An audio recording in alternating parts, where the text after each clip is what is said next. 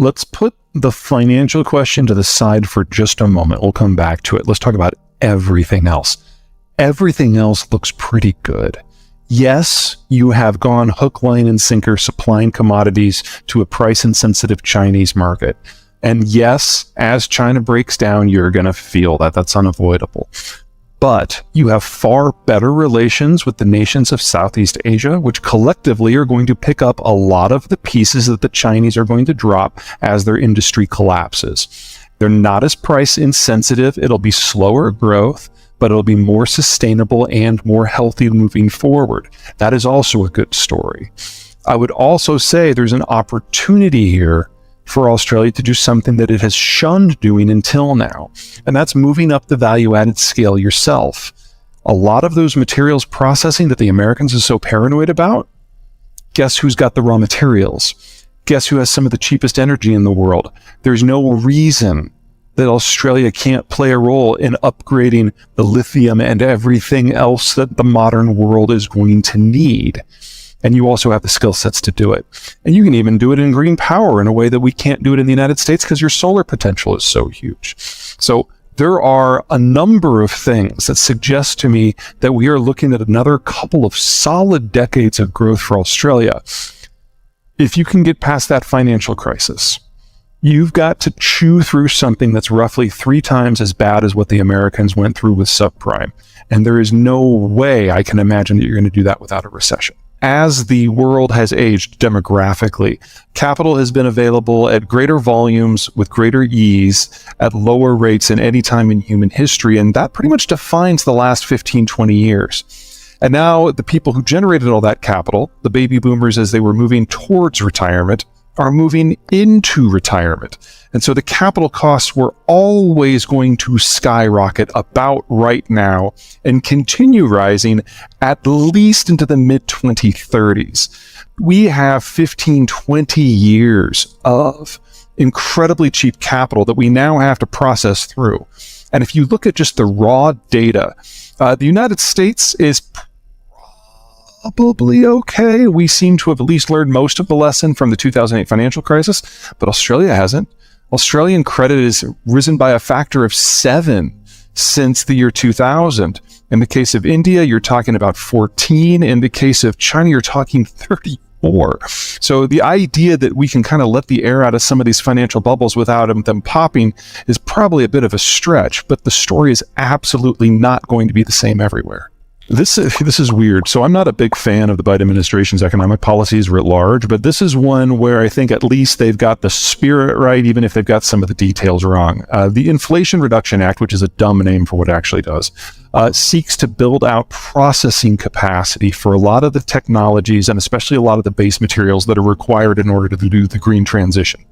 Now, I'm a green, but I'm a green that tends to get uninvited to parties because I can actually do math, and I call people when they're saying bullshit. In the case of what's going on with the Biden administration, though, we are the sunniest first world country after Australia, and we are the windiest first world country. So there is a lot of room in the United States in an economically viable manner to expand our green tech footprint and splice it in with everything else we do. Now, there's 1,000 caveats in that statement about the wheres and the whens and the hows and the how fasts. I think that's a good starting point. The weak point in the American green tech industry is we produce almost none of the base materials and even less of the processed materials. So once the lithium is basically mined and concentrated, it then needs to be turned into lithium metal. That processing step from the powder to the metal, none of that's done here. Very little of the copper harnesses are done. Almost no of the nickel processing is done here, and on and on and on and on. And if I'm right about China, we're going to lose the location that does most of the processing. And guess what the country is in the world that does the second most processing? Russia. So the idea that there's a few $100 billion floating around in the American system to chase after industry to do this at scale in North America, I think is a grand idea. Once you get out of the weeds, you will find things you don't like. But overall, remember, this is the first industrial policy the United States has had since the 1940s. The advantage we have on the American president right now is that he was a full grown-ass man in the 1940s. He remembers how that went. He's the only person alive right now who does. And so it makes sense that he's the first person to come up with an industrial policy since then. Well, let me give you four. The first one, and by far the most significant, is the demographic collapse. As countries industrialize, they move into the cities and birth rate drops. And the same time that happened in China, starting in the late 1970s, the Chinese also instituted the one-child policy. So you had economic trends crashing the birth rate at the same time as the government forced it down even further. And now in major cities across China, the number of births per woman is below 0.8, which is a historical low for any country in any era. And we're looking at a complete loss of the working class in China in under a decade. And there's not an economic model that works with that at all. So that's number one. There's no negotiating on that one. You can't fix that. Second big problem is that Chairman Xi has executed or exiled or imprisoned everyone within the PRC who's capable of independent thought, and no one wants to bring him information anymore. So if you were going to attempt to have a more dynamic system that thinks forward, thinks ahead, they don't have that anymore. They may have had it at one point, we can debate that, but it's gone now. And you basically have one guy making policy in a box and everyone afraid to tell him anything because they don't want to be the next messenger that's shot. That's not a great thing to do when your country is facing critical problems. Number three, the financial sector. When the United States got into trouble in 2008 with subprime, we had doubled total private credit in 8 years. That was too much too fast.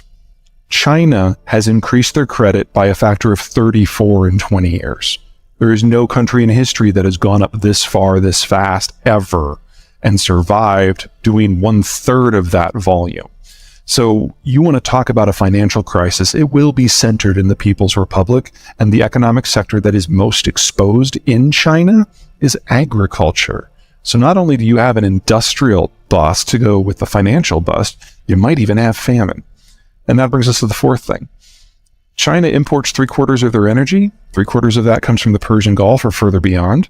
And they import over 3/4 of the inputs that are required for them to grow their own food. They are the country most dependent upon international trade simply to exist. And whether it's the Ukraine war or spat in the Persian Gulf or the Americans going on the warpath or simply internal political incompetence, which is now rising every day, this doesn't work, not in a non-globalized system. So China is going to flame out just as impressively as it flamed on. And we're all going to remember it for a good long time. Oh my God, I wish I had a good one for you. What I can tell you is that most Russian crude, about 70%, is produced in the permafrost.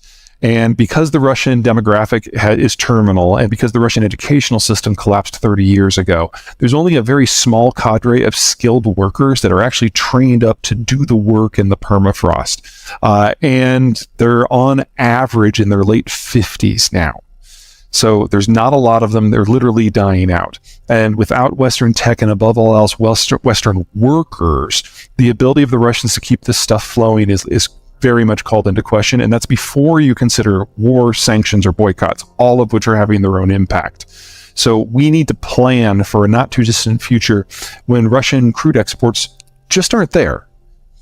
Now, in that scenario, especially if it happens suddenly, we're going to have a significant price shock around the world. And then you have to look to Washington.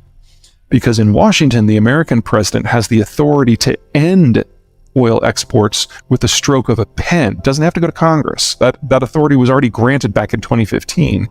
And since Biden is the most economically populist president we've ever had, there is no way he is going to expose the American consumer, the American voter, to high and volatile global prices if he doesn't have to.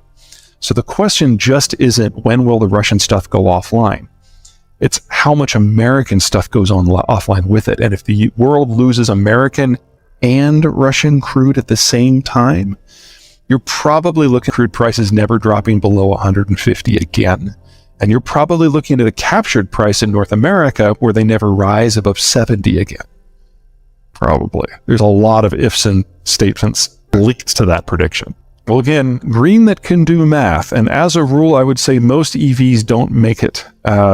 If you believe Tesla, You can break even on your carbon debt in a matter of a couple of years, and maybe even economically a few after that. The problem is that Tesla data assumes that your electric vehicle was fabricated with 100% green energy and is fueled by 100% green energy, and that is just not the case. Most of the processing and most of the middle steps in manufacturing are powered by soft brown coal in China, and then even in California, only half of the grid is green.